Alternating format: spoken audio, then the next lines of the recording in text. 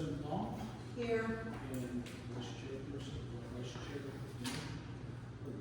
Here. Okay, first we have.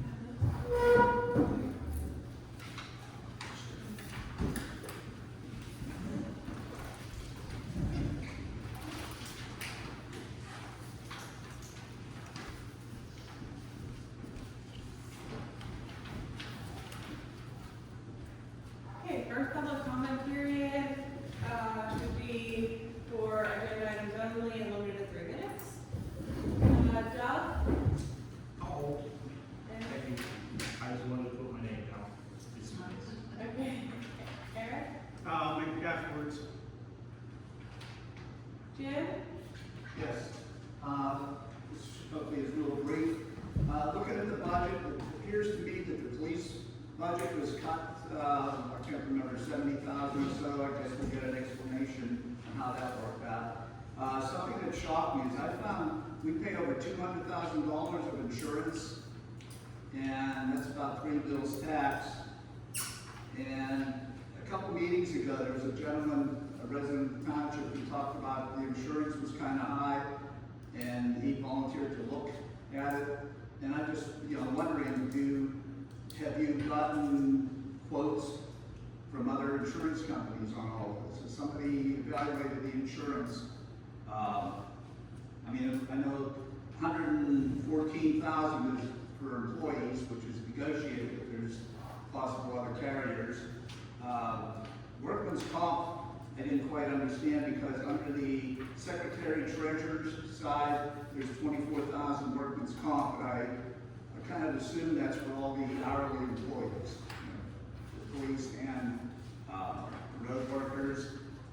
And under the fire department, you just have 15,000 for them, and they are not hourly employees. And I also didn't find any vehicle insurances. So that's just my comments. Did you get bids from other people or quotes from other people? Thank you. Does anyone else have public comment? Okay, moving on. We have review 2026 draft budget. And then a brief presentation by Jason.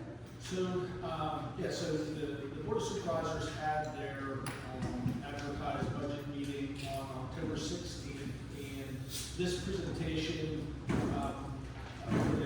one form, was presented to them with some information that we'll talk about tonight. Just kind of like a general recap of how the 2025 budget performed, and then what to expect in 2026.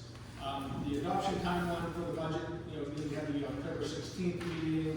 There was another budget meeting that was scheduled for October 29th if it was necessary, and that was not necessary, so that meeting was not held. And then obviously you're going to see this tonight, or we'll be planning to adopt that budget at the next Wednesday's meeting. It will be advertised and adopted in time for 2026. So, something to note, there's no change in the millage going into 2026, so no tax increase was found to be necessary for real estate taxes, which is good. The budget overview from the general fund, we expect to take $1,887,936 in revenue, as well as the expenses. And just for everyone's knowledge, this will be on, I'll make sure this is online for everybody, so you can grab on there too. I know that I see some people take pictures, but I'll put this online tonight for you. The liquid fuels fund, $245,000. That's money that we get from the state to help us pay our roads every year, as well as pay for our rock salt, stone, those types of things. The state gives us that much money based off of how many miles of roads we have. And then the sewer fund has a $200,000 budget, which is generated through ratepayers. So the ratepayers who have sewage pay that fund. Just in summary, this is what the numbers look like. The summary numbers look like here. Overall, there's just over a 5% increase 2026. You know, some of the numbers that to kind of call out here is that, you know, like a lot of rural communities, you know, Kiski relies on its real estate tax and its wage taxes as the bulk of the numbers for, you know, how it's going to function from year to year. So, you know, as property values hold strong, as home sales occur, and, you know, higher wage earners move into the township, those numbers continue to grow. The real estate, you know, numbers for, you know, I'll talk about this a little bit, but the real estate numbers remain relatively the same, but there was a 98% collection rate this year, which is very strong for a municipality for real estate tax collection. The tax increase for 2025 was very timely and really did help this budget. There is a new item in here under, I think that it's under business license permits that I'll talk about here this evening. That is a new revenue source that I'm recommending to the board in order to continue to, you know, take advantage of, you know, other revenue sources, because you are limited in the township, you know, with how you can raise money, which is the real estate and the wage taxes. As far as the expenditure summary goes, again, 5% over, you know, you always start with, you know, where you're going to be spending money and where some of those cuts can be made.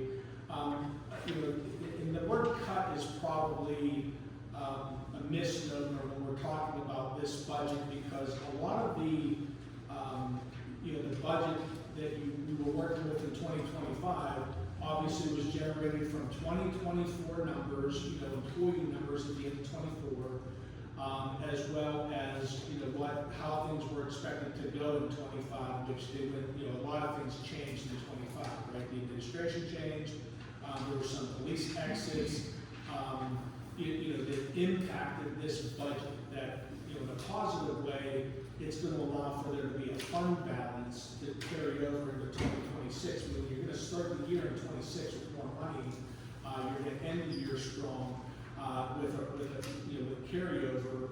But that also has to get you through your first 3 months of next year, you know, before you start collecting your taxes. So, you know, the police budget looks like it went down. And the reason for that was that the school district pays for 2 full-time officers, one of those officers for about 9 months out of the year. So they pay for 2 of those officers. North Apollo subsidizes, you know, to the tune of about $70,000 for the police. And then, so you're left with having to show the funding of 4 full-time officers, meaning the sergeant and 3 full-time officers to cover all of those shifts. Weekends, you know, weekdays, and you know, as well as the overtime that might be incurred. So, not having a lot, you know, in the past that count was higher. In 25, that count had 2 additional officers that were budgeted for in that line. So, you know, per officer, as far as wages go, that's about $65,000 to $70,000 per officer. So if you lower that budget by 2, that's one of the big impacts to that budget was, you know, right fitting the budget to how many officers there are. We still took into account the use of part-time officers, and we also took into account what the average overtime was that the police department's full-time officers would more typically, you know, entail. So, we looked at 3-year averages, and then I sat down with Chris and we really worked through, you know, a lot of those numbers for that. You know, some of the other impacts I think to this, you know, to this budget I'll talk through as we go is well, let me keep going through here and we'll talk about this. So you know, the wage, you know, as far as what a resident pays, as far, you know, Armstrong County, you know, your taxes are a ratio, and the assessed value is, you know, for for the average home in Kiski Township, the average home is assessed at $20,500. And that means that at the current millage rate, they would pay $155.88 a year in township taxes, or around $12.99 a month for the services that they're getting. Again, and this is on the average. You're going to have higher, you're going to have lower, but this is the average, municipal bill that someone's going to pay in the township.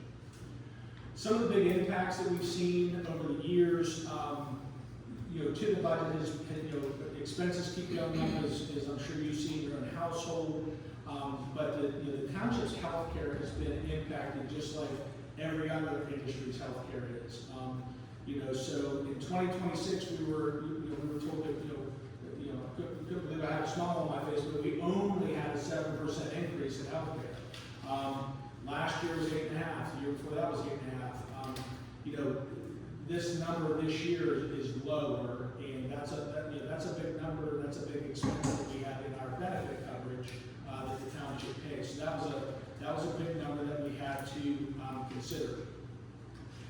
Some of the projects that Ron and his team will be looking at for next year involve chip sealing the roads, and to the tune of about $163,000. And these are the roads that are being proposed to be chip sealed in this year's budget right there. There's several cross pipes that were identified that ahead of a lot of road work. You always want to make sure that the infrastructure is taken care of. So there's cross pipes that need to be replaced prior to roads being paved and sealed. So there's a budget. You can see the roads that need those pipe replacements there to the tune of around $38,000. The road sign budget's always been relatively low. I think around $2,000 is what the budget was this year. We've increased that. There's a lot of posts that are bent, broken, missing, a lot of signs that are missing, or damaged, or faded, that need to be replaced, including regulatory signs, stop signs, as well as street name signs as well. In addition, a lot of dirt roads, so that requires us to stone those roads, and we've estimated $101,000. There's a list of roads as well for that. And then our anti-skid, which we have bounced back and forth with paying with this for liquid fuels over the years, but it was budgeted out of the general fund this year for $60,000 for this year's budget. So a lot of public works projects that are slated for 2026. Ron has, the township has been very successful at getting dirt and gravel road grants over the last couple of years. Ron, what was the number this year? 60,000 or something? I don't remember. We won't know until government shut down, so Right. We got to wait for the doors to open back. we weren't going to know until the end of January, but if we're going to get the whole thing, it'll be that much. Yeah. So this is a good, strong road program. Really looking at the infrastructure, beefing up the infrastructure here. So this does represent a pretty aggressive program for next year. But again, Ron continues to put in for grants with this, and we continue to be successful with that because of the types of roads that we do have.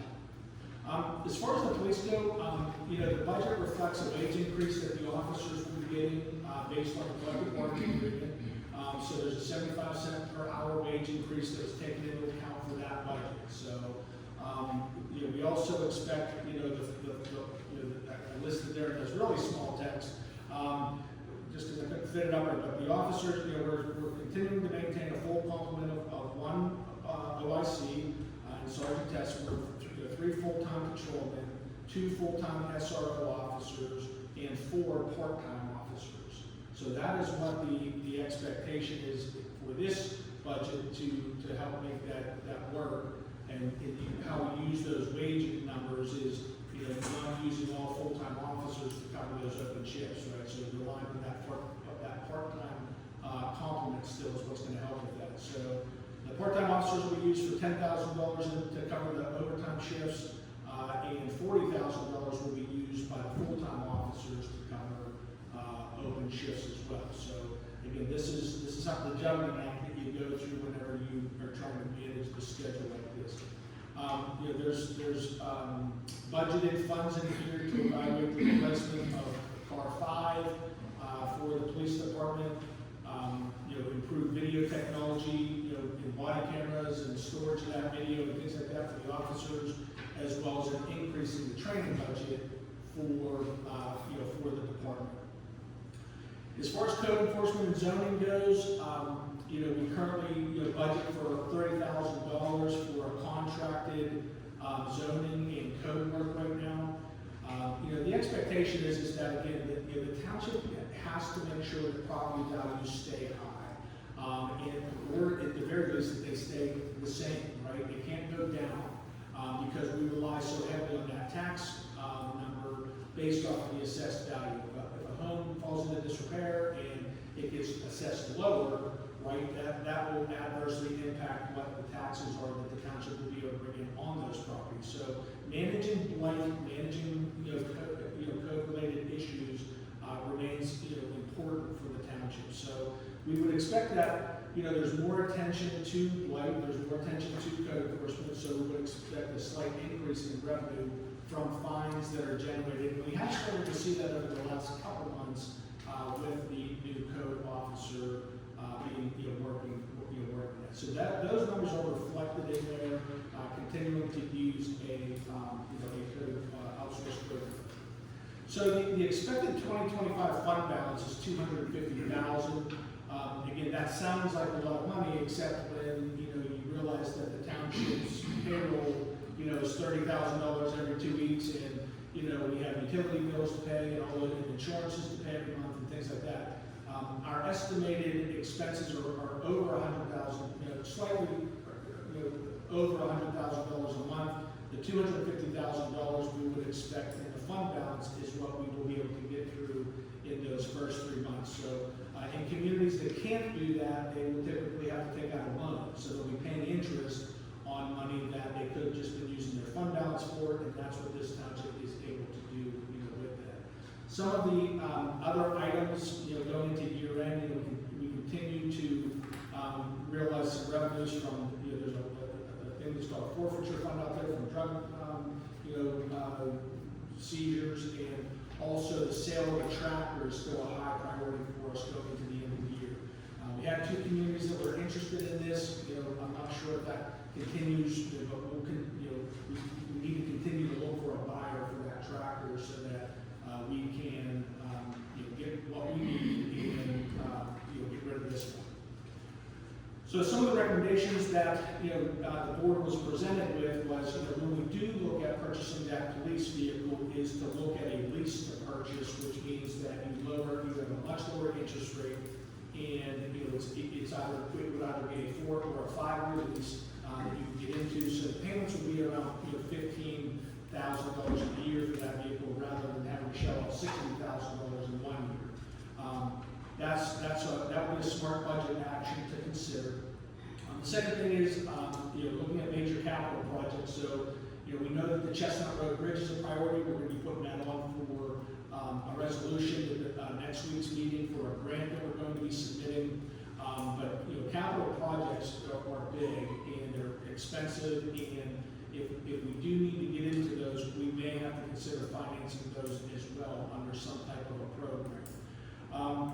Grant funding for the roads, even though the township's been very successful at getting those road grants, it's not a given every year, just like we're dealing with right now with the government shutdown. Who knows what happens with those funds for us. So the thought is that we need to be developing a plan in the operations budget every year for road improvement projects every year, just like this budget shows this year. What are those projects? Where can we be putting those funds? Hopefully we get grant money to offset that, and then that's just found money for possibly looking at some of these capital projects. New revenue to help offset, we'll talk about that, as well as looking at a possible increase of the sewer rates. We know that the sewer authority is going to be passing along a rate increase to us. Once that is known, we will have to pass that along to the ratepayers so that we're not subsidizing that sewer fund or those sewer customers. So some of the things that we'll be looking at in 2026 as new revenue opportunities will be increasing some fees. Lien letters are we probably get 4 or 5 of these a week. These are for when there's a home sale. Our road inspection numbers are relatively low, you know, with comparable communities, and our road opening permits are low, again, for, you know, surrounding communities. So we will be looking at increasing all of those. And these are typically, you know, the folks who are paying for a lien letter, or those, you know, the closing companies are typically, you know, paying those. The road inspections are engineering related, and you know, those would be related to heavy hauling and things like that. And then the road opening permits, the utility companies are typically paying these, and we are really low in recovering that money. So we want to make sure we are, you know, that our fees are competitive with our surrounding neighbors.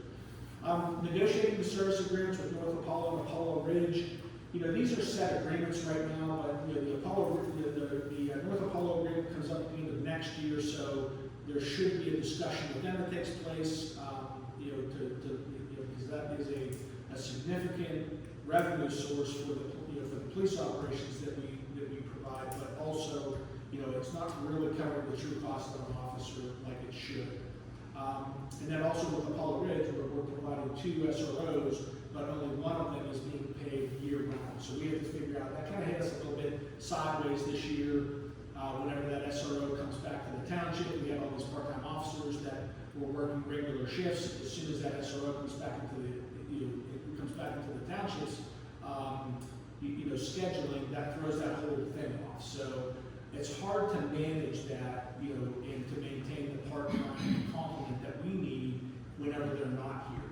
You know, when that SRO officer is not taking up 40 hours a week, you know, so I think having, you know, possibly the school district look at, you know, absorbing both of those full-time officers all the time would be something that we will look at in 2026 for sure.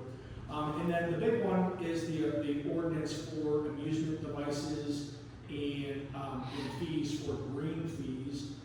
This is something I know that was talked about in years past.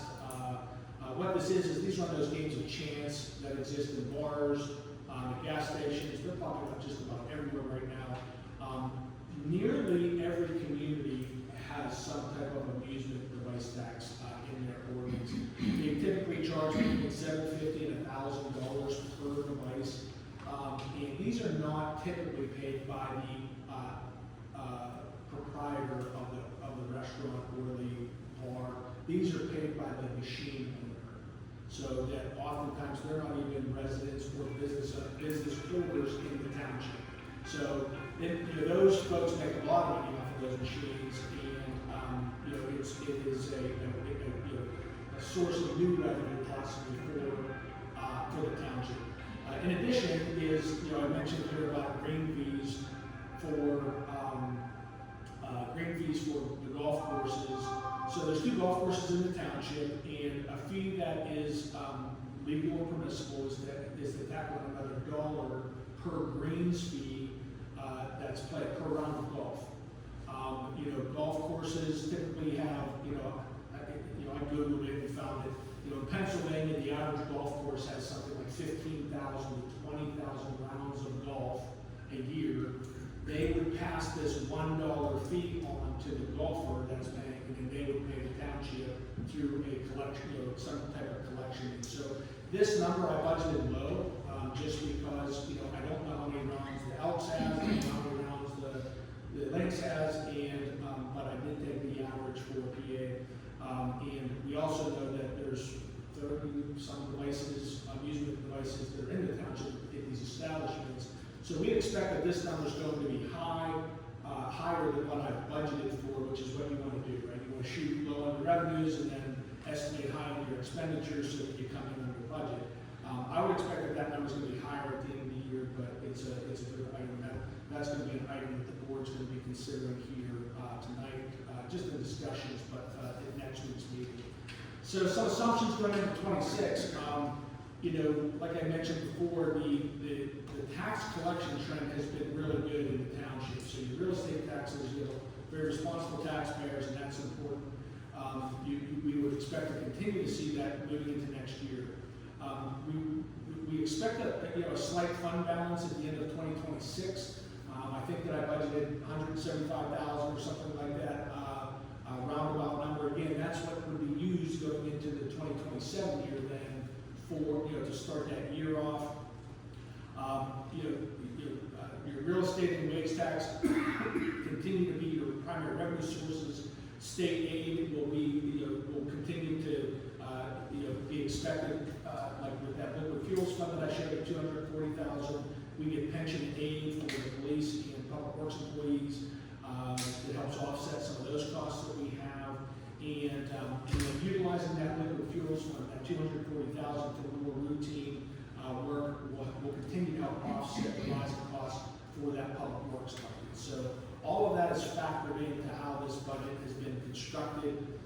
As far as the expenditure summaries go, just to reiterate, there's going to be some slight increase in full-time wages for police. We will be maintaining the fire company's donation at $30,000. Mentioned about health insurance is continues to be something that we watch at 7%. We expect that while we're going to be offsetting costs from code enforcement, it's still a pretty good number that we have to contend with. So $30,000 a year for code enforcement is something that will be hitting us. We're outsourcing bookkeeping, that is still budgeted, as well as the new managers hiring in 2026. So we expect that those are some of the major expenditure categories that we will be looking at. Some grant, getting close here to wrapping this up, some grant items. The dirt and gravel road program, again, has been real successful. It runs $60,000 a year. We hope that we get that. That'll help shave off some of the general fund expenses that were called out in this budget. And then, the estimate for that Chestnut Road Bridge, which is in really bad shape, is around $400,000. So we are putting in for a grant for that at the end of this year, or by the end of this month.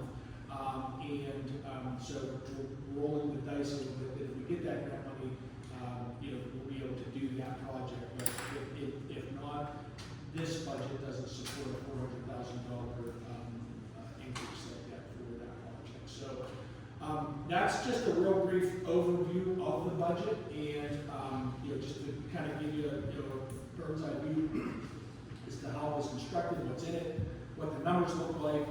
I think that I put the budget on the line. I'll put this on the line for you to take a look at. Or we'll be considering this at the next Wednesday's meeting for the adoption.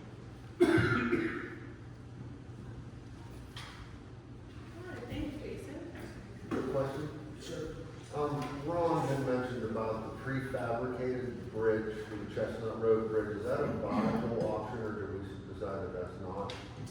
No, I think it is viable. I just know that Leonard Smith has not invested a whole lot of money in the design piece of that yet, so they're estimating high in a conventional bridge installation there. Okay. So, Ron and I had talked about that before. We actually went out and looked at a bridge that's South Park Town or South Bend. Yeah, they have a bridge that was constructed in the fashion that Ron was suggesting, and I think when when the funds are awarded, I think that needs to be something that's looked at. The fabricated bridge, prefabricated, was of a lower cost, so we normally think about paying it out of pocket at some point. Definitely not all at once. No. Finance it, But, yeah. but yes, you could, with capital monies and with fund balance, you could consider financing a repair like that.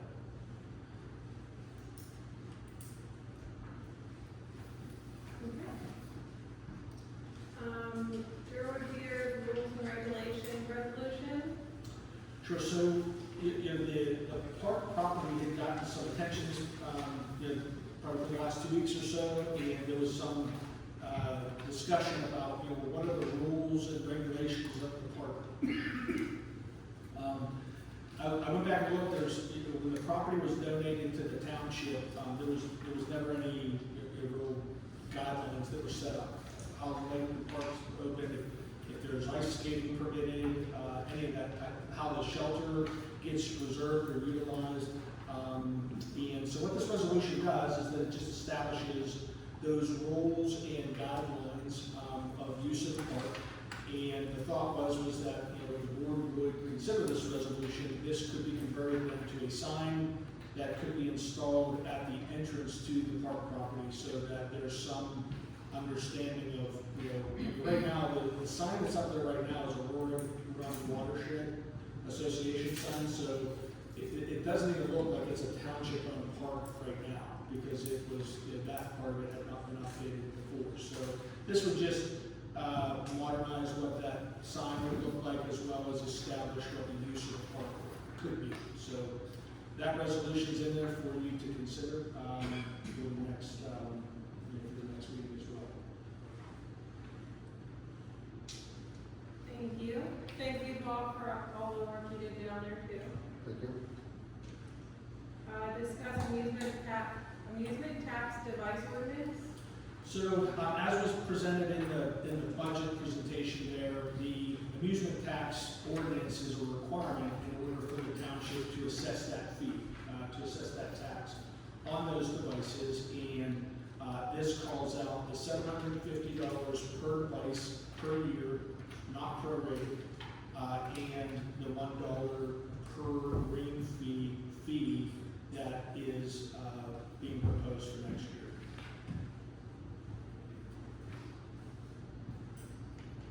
Okay. Discuss revised zoning ordinance for oil and gas. So after the conditional use hearing and this whole process that we went through with the oil and gas, the ordinance was, at best, it had a lot of items in there. I think Doug and I, and we had we had discussions about, how do you know what is required in this ordinance, what the township's supposed to be looking for, what the current regulations are with the state. There's a lot of intricacies that are involved in, the approving oil and gas operations. And so the ordinance has been redrafted to reflect updated conditions and uses. Now, Fritz is going to provide some additional background on this at next week's meeting. I provided a draft copy in your packets for this, but the big item that's in here that I think that, again, that you all should be evaluating is that this changes the permitted use status of oil and gas wells. So it changes the permitted use for agricultural zones rather than making them conditional use, which, I think that the board should really evaluate that zoning classification and whether that's a good approach or not. So that's in this ordinance, and I think, in this ordinance revision that Fritz had drafted and had provided. So, that's just one of the items I think that you should consider. But the big one in there, I think, to generate some questions on is whether or not that should be a permitted use in the ag district, just because of how much ag the township is zoned. So.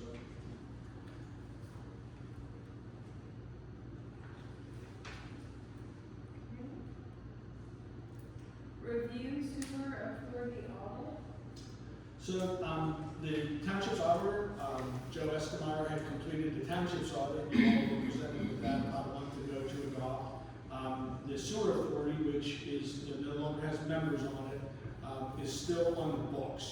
It doesn't have any money any longer. All that money in '24 was transferred in the beginning of '25 to a township sewer fund that you all are now in control of. The authority is no longer in existence. And so this was the final audit that authority had to have done, and that's presented to you all for adoption, and we will have that posted then to DCED.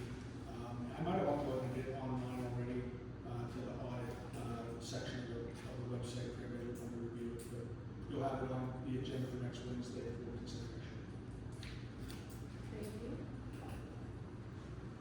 Separation agreement with Officer Keith McCann. So, this was a previous patrolman. There's a employment separation agreement. This has been in the works for most of the year, and this is finally being completed. It's a personnel matter, but it will be on the agenda for voting on Wednesday.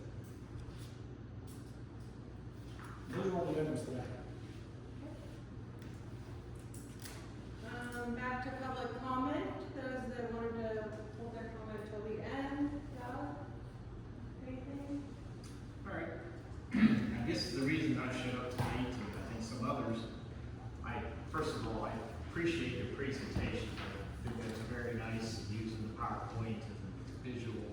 It'd be nice to put something like this up there for everybody to see.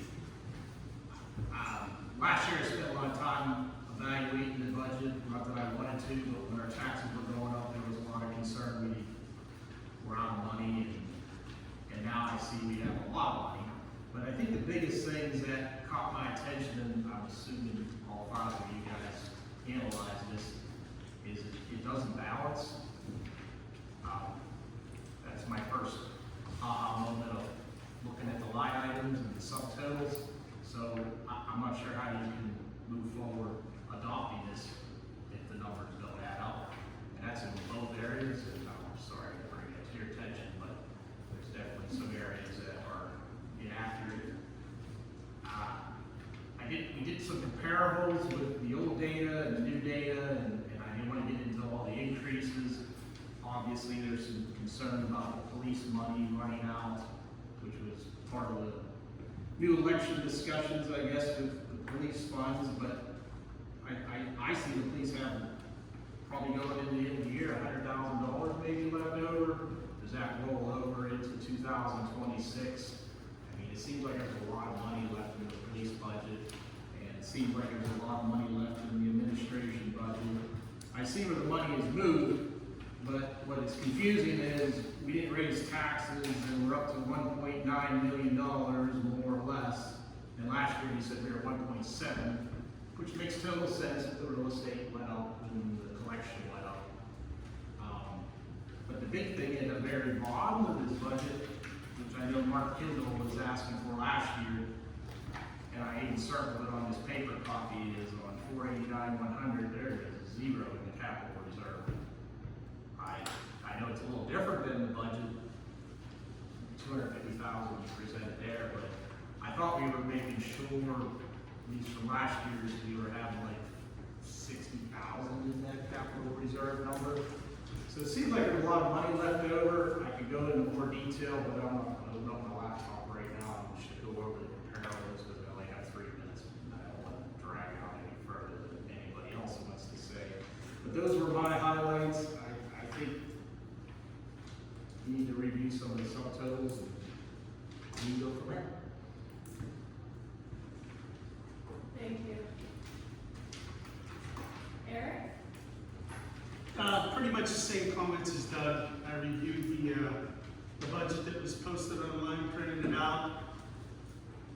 Within 5 minutes, you can detect multiple errors, both on income and expenses. Items that are not totaled in the totals. So it was an excellent presentation, but I was shut down instantly because I'm just flabbergasted. Same thing happened last year, and now here we are again. I don't know who's reviewing it, or who's checking it, or who's looking at it, but it's turned out to the public something that's completely inaccurate. That a 5th grader could have handled this. So I just think there should be some accountability somewhere.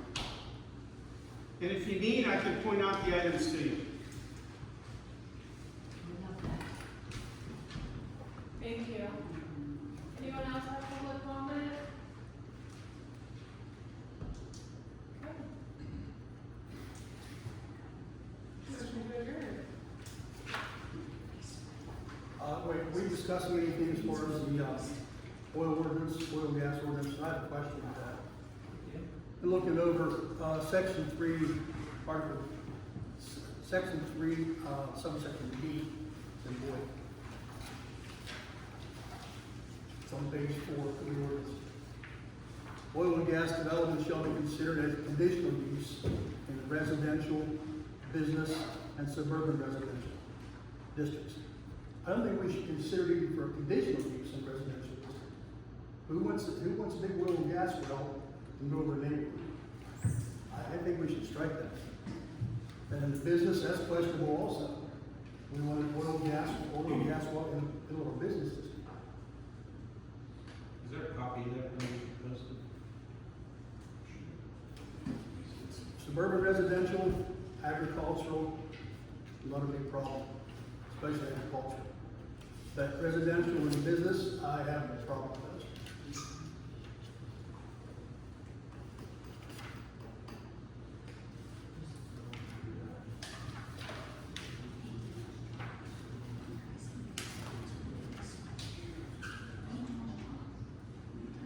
Anything else? Jason, is that part of the, change that Solicitor Fritz included? Yeah, well, I think they'll probably bring some of that discussion on next Wednesday. Okay. Well, I think we definitely need to strike that, that's my opinion. Because conditional use, I don't think it's necessary to be considered as a conditional use. Which paragraph are you talking about? Paragraph D, something's up, page 4, Or, section 3, paragraph D. okay. Mhm. Thank you.